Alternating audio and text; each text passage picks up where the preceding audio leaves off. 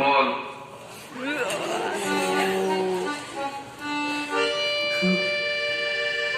গুরু, তুমি এসেছো? হ্যাঁ, তা কোথায় চিংড়ি মাছের মালাইকারি কোথায়, আর কষা মাংস? না মানে সরি গুরু, ওসব তো নেই।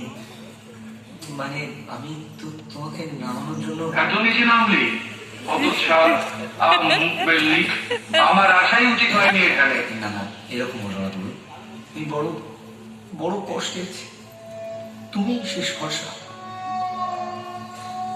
বটে, তা কি হয়েছে দেখি শুনি।